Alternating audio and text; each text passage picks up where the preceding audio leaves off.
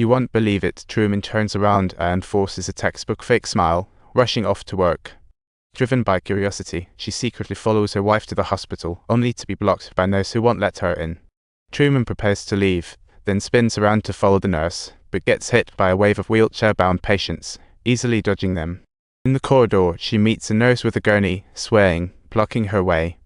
After navigating the butt resolution, she finally arrives at her wife's OR, but what's waiting for her is one bizarre show. As the surgeon prepares to cut, the anesthetized patient suddenly sits up. Truman notices the oddity, realizing his wife's doctor is fake. Little did she know, it's not just her wife that's fake, everything seems to be on repeat. To verify her guess, she starts doing while she's walking. She squats down like a detective and quietly observes this bizarre world. Finally, she confirms that everyone and everything is on repeat. Truman is on the lookout for flaws when she spots a weird clown in the This guy wearing a hat is peeping at her, but when caught, he takes off like a bat out of hell. Truman wants to chase but is blocked by a bus. Suddenly she remembers a green car must pass behind her. She confidently turns around to block it. From this moment on, she becomes more convinced of her guess, running forward on purpose, then whips around for a sneak attack, crashing into strange company. The folks here are clearly still on autopilot with their daily grind. They've never seen Truman and are flustered.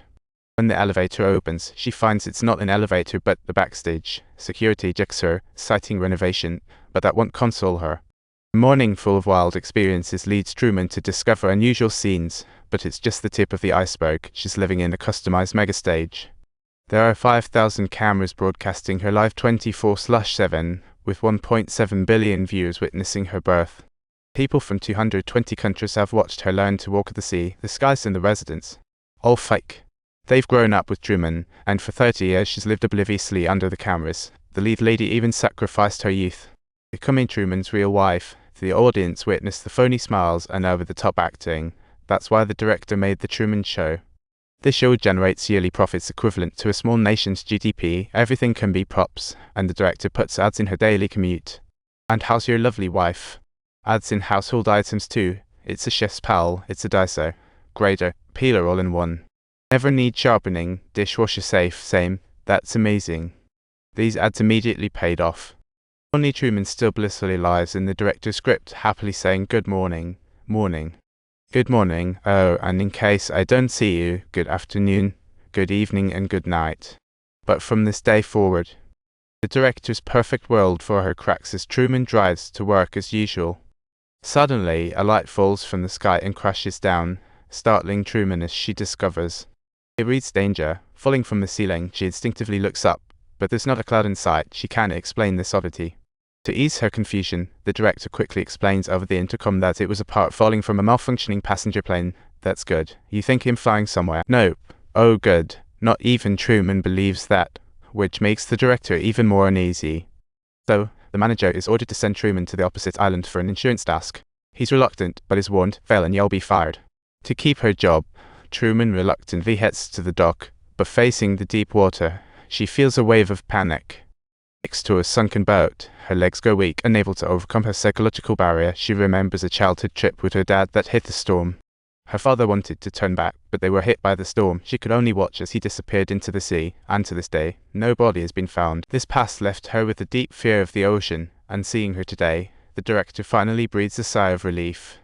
Truman has a little secret. Every day at the newsstand, she buys a fashion magazine and secretly inquires about a place called Fiji and a woman named. But things aren't that simple. Truman has a great friend who loves beer, and yes, that's an ad too. He reveals to Marlon his desire to quit and go to the other side of the earth. Truman's urge to leave Sea Haven is growing.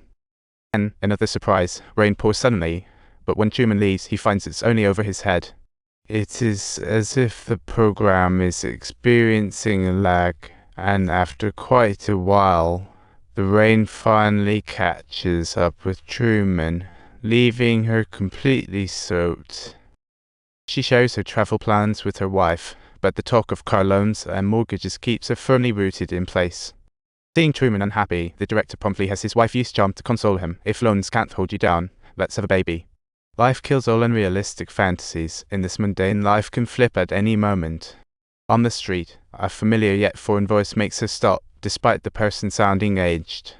She immediately recognizes that it's her long-deceased father and panics. Dad. Just as she speaks, suddenly two strangers rush in and grab her father. Truman tries to chase but is stopped by a track team. After finally getting away, a guy with papers blocks her path again, and Truman feels like she's triggered a taboo. Everyone on the street stops her. Thus, Truman watches helplessly as her father is taken away. Trying to pursue, she gets stopped by a car. She tells her mom about the encounter. She doesn't realize her mom is part of them, insisting that Truman's hallucinating her father out of learning.